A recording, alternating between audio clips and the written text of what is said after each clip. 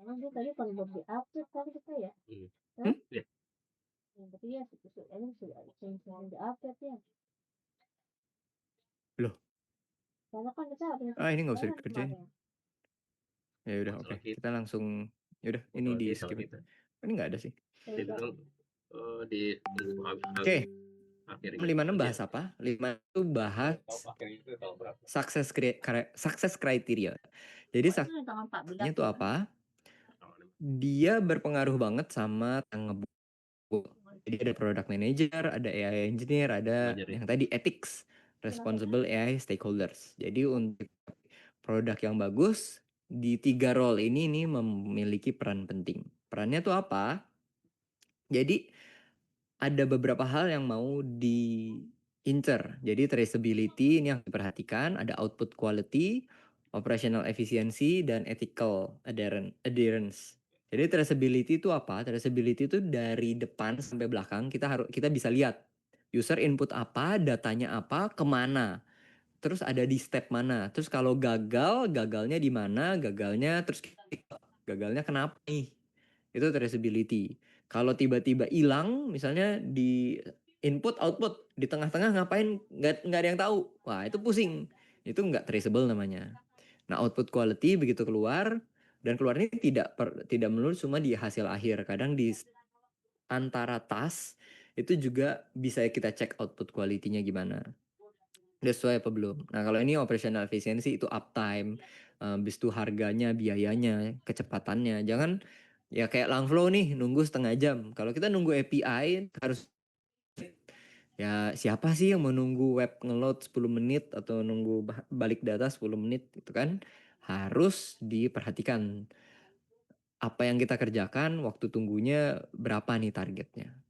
Lalu ada yang satu lagi ethical adherence, tadi ya bias dan safety untuk datanya. Nah setiap hal yang kita incar tadi, pingin sama traceability dan operational efficiency, tanggung jawabnya jadi kalau output quality product manager kan dia yang tahu kan prosesnya seperti apa berdasarkan keinginan oleh AI tadi bisa di juga. Lagi sebenarnya ini bukan berarti AI engineer doang yang ngerjain gitu, nggak juga sih. Kadang akan ada tandem juga dengan tim lain, cuman PIC-nya ya saya engineer. Oke, udah. Lalu ini udah selesai, dapat sertifikatnya. Ini sebenarnya agak lewat sih. Saya mau peragain satu simulasi deh. Ini teman-teman kerjain sampai sini kuisnya. Ini sebenarnya ada simulasi yang saya mau, udah dicabut juga deh. Ini harusnya ada slide interaktif nih.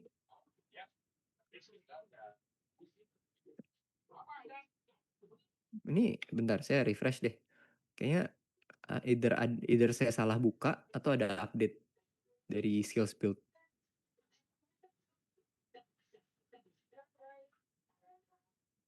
Salah bang, apaan sih? Buset, ini apa nih? Salah kelas entity.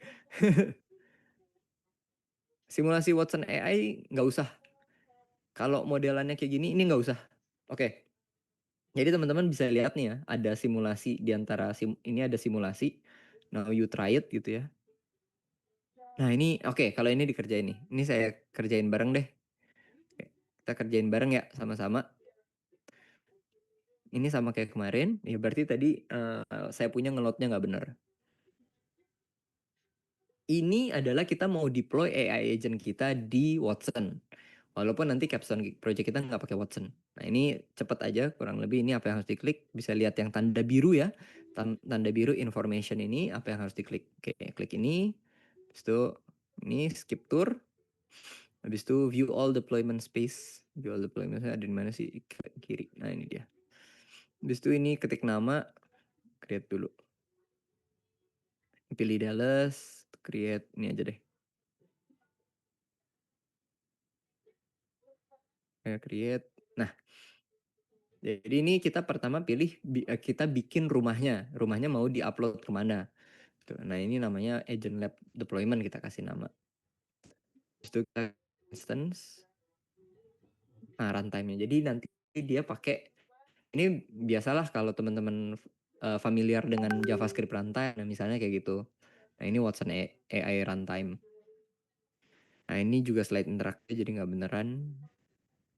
View, select home. Ini jadi kalau teman-teman nanti Watson boleh. Saran saya sih nyobain langsung buat deploy. Temennya ya sebenarnya sama kayak kita lain. Banyak banget yang pakai GUI juga kok. Nah, setup. Yang baru kita ngurusin nih, kita mau bikin AI agentnya seperti apa. Jadi AI agent apa ini? AI agentnya dia personal health advisor kan. Yang dia ngecek berdasarkan lokasi dan activity plan. Berdasarkan cuaca. Oke. Dia bikin meal plan berdasarkan cuaca dan sumber dari web. Berarti dia punya function untuk ngecekin cuaca dan untuk Google Search. Ini modelnya pakai lama 70B.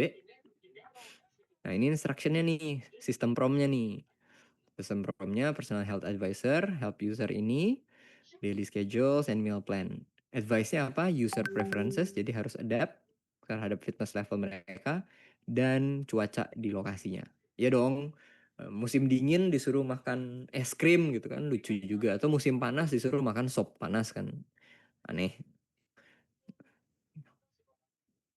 Add a tool, oke, jadi kita tambahin. Nah, toolsnya apa? Toolsnya adalah Google Search dan Weather. Nah, jadi nanti si AI-nya yang tentuin kapan dia Google Search dan kapan dia pakai si Weather ini. Itulah yang membuat dia AI agent. Sesimpel itu. Nah, udah nih kita mau deploy. Nih agent ya, disimpannya sebagai agent. Kita deploy. Nah, jadi kita mau deploy, kita klik ke menu dulu. Ini kita sediain API key. Nah, kita juga akan bikin API key ya, Langflow. Jadi kita akan bikin API key untuk Langflow juga ntar. Nah, ini API key semacam kunci lah, semacam kunci untuk bisa menggunakan berbagai macam platform. Nah, ini kita balik ke deployment space-nya. Ini personal health advice. Sini, habis itu kita akan ini. Nah, kita udah bikin nih personal health advisor. Oke. Edit. Habis itu kita mau deploy. Nah, deploy-nya tadi ke agent lab deployment space yang udah kita bikin. Yang ini, agent lab deployment. Deploy. Nah, setelah di deploy, nanti di available buat kita tembak API-nya. Sesimpel itu sebenarnya. Jadi, itu tuh udah agent. Jadi agentnya itu tidak perlu sesuatu yang ribet banget. Sesuatu yang sederhana pun udah bisa disebut agent. Sebenarnya itu. Yang penting sebenarnya bukan seberapa kompleks teknologi kita. Yang penting adalah apakah ada orang yang make dan benar-benar kita bisa solve masalah dia. Itu sebenarnya yang lebih penting. Kita bikin tools seribet, sekompleks, secanggih, sekeren gitu cuman gak ada yang make, percuma juga. Lebih baik kita bikin tools sederhana ya, tapi fungsinya jelas, target marketnya jelas dan ada yang make jelas gitu. Nah, ini kita mau ngetes di playground, tapi tentunya orang nggak make lewat sini ya. Ini kita harus akan bikin front end-nya sendiri untuk si user bakal makainya lewat mana. Oke, jadi ini contohnya gini. Nah, ini bisa kita lihat nih, dapat dari mana? Dapatnya dari Google. Nih, websitenya. Watchweb.com, anytimefitness.com. Tuh. Sertifikat bisa dipajang di portfolio, bisa dong. Kok gue selesai modulnya nggak dapet badge ya? Badge-nya itu tunggu di email ya, lihat di email. Kalau Credly badge, teman-teman, Credly badge itu memang agak lama. Biasa yang instan itu sertifikat kurang lebih. Mau tanya kalau Langflow-nya jalan di atas VS Code apa boleh? Bukan apa boleh sih, gimana caranya?